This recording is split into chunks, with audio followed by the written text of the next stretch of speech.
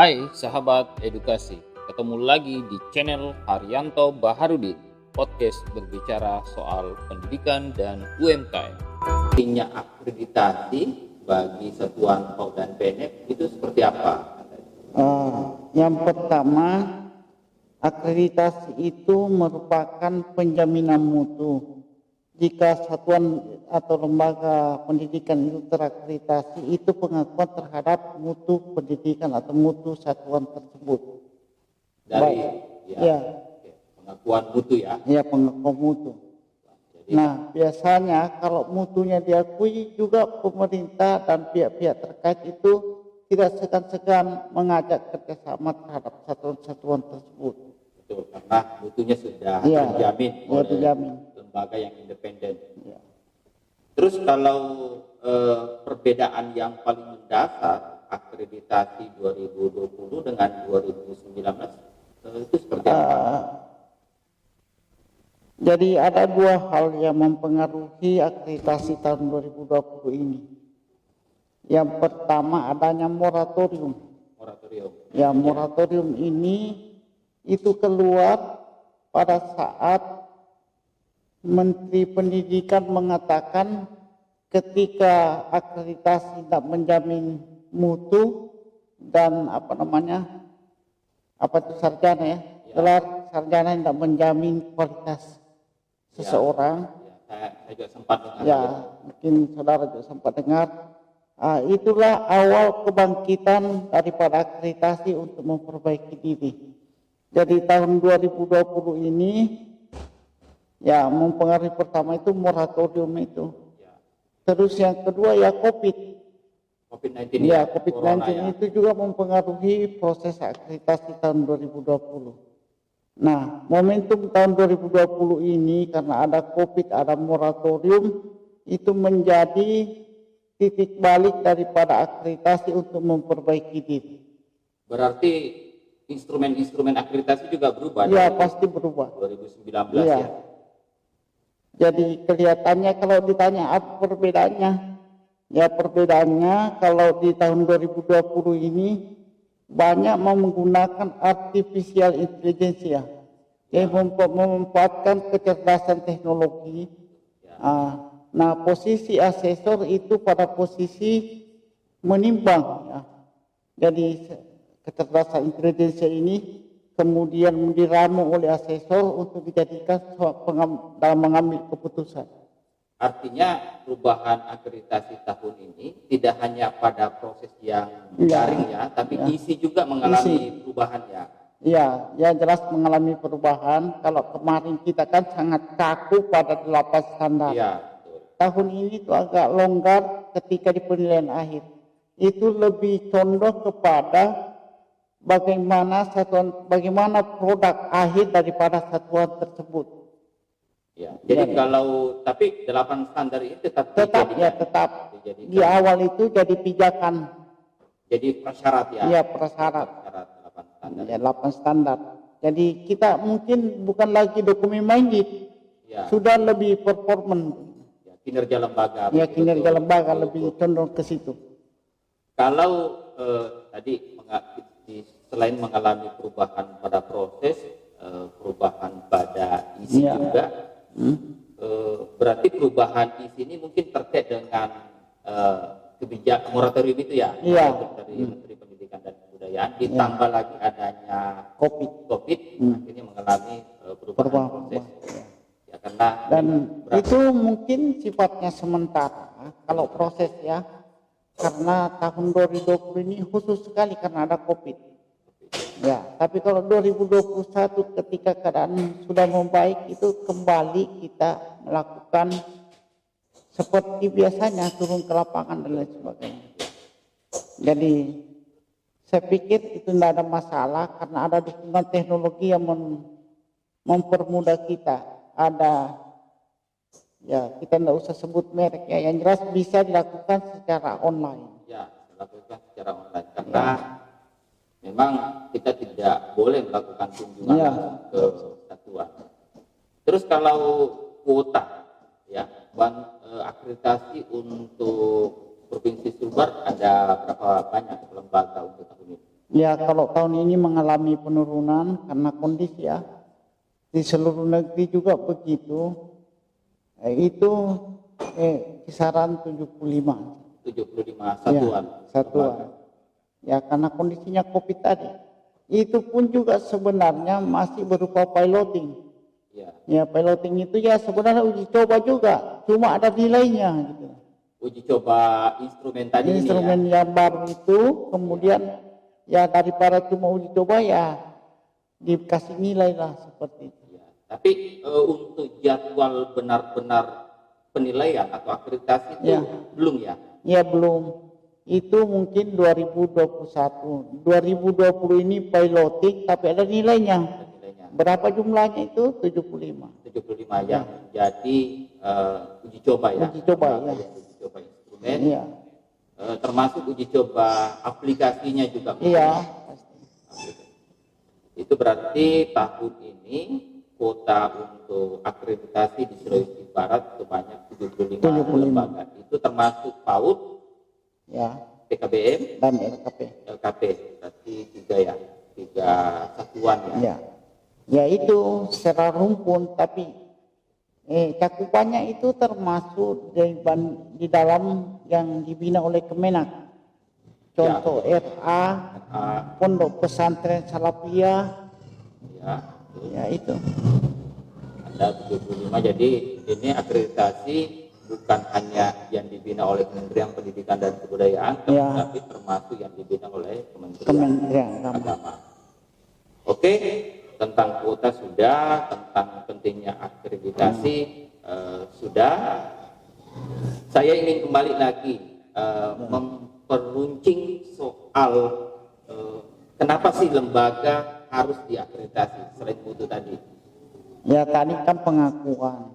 Ya, Ya mungkin umpamanya saudara kan punya sebuah perusahaan dan punya CSR. betul. Ya bagaimana Anda memberikan CSR kepada satuan yang tidak menurut saudara itu tidak layak, ya, tidak bermutu.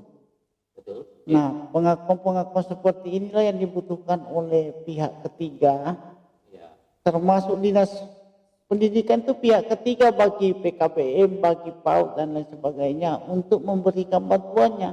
Nah, mereka ketika memberikan bantuan dan program tersebut tidak mungkin bantuan itu mau tenggelam saja kalau diberikan pada satuan yang tidak bermutu. betul. Jadi intinya mutu ini harus dibuktikan dengan selembar kertas ya. Ya, Intinya pengakuan dari pengakuan. lembaga yang betul-betul independen. Kalau tadi kendalanya selama ini kan sistem akreditasi daring ya, online ya semuanya. Itu ada kendala nggak di Sulawesi Barat untuk melakukan proses akreditasi terhadap satuan ini? Ya, pastinya ada. Karena itu kan butuh jaringan. Jaringan internet. Ya, internet. Dan kita tahulah kondisi Sulawesi Barat itu banyak daerah yang lost, ya, tidak ada jaringan. Ya, untungnya saat ini saya lihat ada inovasi daripada pemerintah Sulawesi Barat melalui program Desa Marasa, Ya, itu memasukkan internet di desa. program yang milik pemerintah Provinsi Sulawesi Ya, Barat ya. ya. Ya. Jadi itu ikut serta dalam Ikut serta. mendukung proses akreditasi Ya. yang dilakukan. Jadi ada beberapa desa, termasuk kemarin waktu uji coba, ada desa yang sebenarnya itu tidak, dalam pikiran saya tidak akan ada lembaga yang ikut akreditasi di situ, ikut uji coba. Ternyata dia ikut Ya, karena dia menggunakan fasilitas internet dari desa Marasa tersebut. ya karena proses akreditasinya kalau dulu kan ACC mendaftar ya, Satuan Pendidikan mendaftar di aplikasi Sispena ya namanya ya. Ya. Terus setelah itu asesor melakukan kunjungan ke satuan. Ya. Berarti pengganti dari asesor melakukan kunjungan satuan itu seperti apa? Yaitu melakukan visitasi secara virtual, Virtual melalui video conference ya. video conference. Ya, kita memakai, tidak apa-apa saya sebut barangkali, ya pakai Zoom meeting. Ya, Zoom meeting ya. Ya, terus bisa juga via WA. Jadi pengiriman berkas itu via WA. Pembuktian. Kemudian ya pengganti mata asesor itu yaitu kamera yang dibawa oleh. Berarti asesor mengalami konfirmasi pengecekan berkas lewat aplikasi itu ya, lewat video conference. Ya. Tapi itu kalau kita lihat justru efisien ya. Ya, lebih efisien. Dan tentu mungkin lebih efektif juga. Lebih efektif. Ya.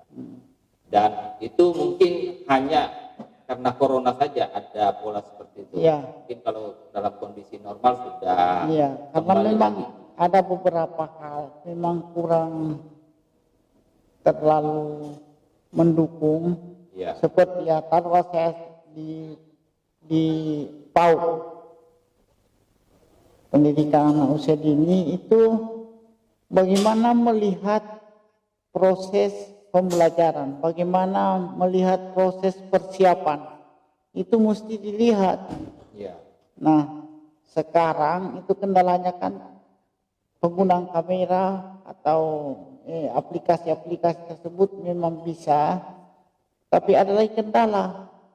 Sekarang kita mau menilai itu dalam kondisi COVID kan tidak ada pembelajaran. Betul, tidak mungkin menghadirkan peserta didik. Ya, mungkin kita cuma mengandalkan foto-foto atau shootingan kegiatan yang lalu-lalu itu yang lalu. Nah, dan sekarang pun kan taruhlah PKBM itu dia belajar secara daring. Ya, pembuktiannya mesti dibuktikan, absensinya, kemudian kalau ada foto-fotonya, kan semua bisa ditelisik lewat daring itu. Kemudian jangan lupa ini kan terkoneksi dengan Dapodik. Dapodik tadi itu yang menurut saya artificial intelligence ya. Kita bisa memantau apapun dari Dapodik. Integrasikan antara Dapodik dengan aplikasi Sispena.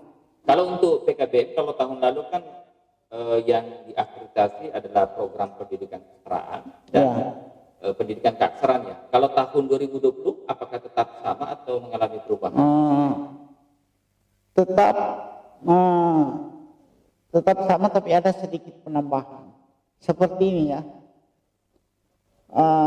Kalau kan di lapas standar kan dipantau pada saat KPA, pemeriksaan berkas. Visitasi itu agak berbeda 2019. Kalau 2019 itu mengkonfirmasi yang di KPA tadi. Sekarang itu berbeda. Yang 2020 ini? Ya, 2020 ini kita lebih condong menelisik bukan prosesnya tapi hasilnya. Apa yang dihasilkan. Contoh ya, dia melaksanakan pendidikan kesetaraan paket C. Lah yang kita gali secara mendalam itu alumninya gimana? Keterserapan lulusannya ini kemana? Iya, kemana? Kemudian apa saja yang diberikan selain pendidikan kesetaraan? Apakah ada keterampilan dan lain sebagainya? Dan apakah itu tertuang di dalam kurikulumnya? Jadi lebih apa namanya ya? Nilai manfaatnya. Nilai manfaatnya yang lebih digali. Outcome-nya yang lebih dipertajam. Dia tidak berbasis proses lagi, tapi lebih kepada berbasis hasil untuk akreditasi 2020. Dan seterusnya, bukan. Berarti memang banyak mengalami perubahan secara substansial ya akreditasi 2020 ini. Ya, itu juga sesuai dengan keinginan Menteri. Ya. Kalau kemarin ngapain kita, itu kan sudah tamat itu. Kita mau apa yang dihasilkan di satuan pendidikan itu. Oke, ini terkait tadi mengalami penurunan kuota akreditasi. Kalau tahun 2019 sekitar berapa? 400. Terus turun menjadi 75. Apakah ini berkaitan dengan COVID-19 atau karena memang kebijakan yang sehingga kuota akreditasi mengalami penurunan? Ya, dua-duanya. Pertama COVID-19, sehingga menyebabkan tidak mungkin kita menjangkau seluruhnya. Terus yang kedua, yaitu tadi kebijakan adanya moratorium. Jadi kenapa saya bilang tadi agak ragu, saya bilang bahwa ini akreditasi, karena namanya piloting. Kalau piloting diartikan di Inggris itu uji coba juga. Tapi uji coba ini menghasilkan nilai. Supaya kita tidak kerja sia-sia. Menguji kita punya sistem, menguji kita punya aplikasi sekaligus mendapatkan nilai. Jadi tahun ini juga ada penetapan lembaga kategori ya, A, B, dan C ya. Tetap ada. Tetap ada. Ya. Kalau ini terkait, ini kan masih banyak juga lembaga yang kurang semangat atau enggan lembaganya diakreditasi. Itu penyebabnya kira-kira seperti apa itu? Yaitu tadi, pertama mereka tidak terlalu merasakan manfaat dari akreditasi. Ya. Jadi saya memang harus ada sinergi antara pemerintah dalam hal ini Kementerian Pendidikan, ya di bawahnya ada BP PAUD, di bawahnya lagi ada dinas terkait dengan BAN. Iya, betul. Karena seperti ini, pernah kami mendapatkan di lapangan, diakreditasi dan diakreditasikan tetap dikasih bantuan. Ya kalau kita berorientasi pada bantuan, ya semua itu pasti dikasih bantuan. Karena memang setiap warga negara itu kan berhak mendapatkan pendidikan, layanan pendidikan. Salah satu layanan pendidikan adanya di pendidikan non formal, ada di PAUD ya, ada di PKBM, ada di LKP. Jadi tetap dapat bantuan, tapi meskipun lembaga tersebut belum diakreditasi. Jadi sinergitas di sini menurut saya ke depannya harus ada pembedaan. Ya kalau pembinaan terhadap lembaga yang sudah diakreditasi itu seperti ini, yang belum ya seperti ini. Jadi ada semangat untuk memperbaiki diri dari satuan-satuan tersebut atau lembaga-lembaga tersebut. Jadi ada potret mutu ya? Iya, ada potret mutu yang bisa diakses oleh satuan atau penyelenggara PKBM atau PAUD. Iya. Oke, kalau ini akreditasi sebenarnya sejak tahun berapa dimulai, Pak Iman? Akreditasi untuk di Sulawesi Barat ya? Ya, Sulawesi Barat kan kalau sekolah madrasah kan sudah lama. Nah, kalau PAUD PNF ini baru 4 tahunan. 4 tahun. Ya, 4 tahunan. Sejak 4 tahun itu sampai sekarang sudah berapa jumlah lembaga yang sudah diakreditasi? Ada, saya buka ya, saya tidak mau mengarah.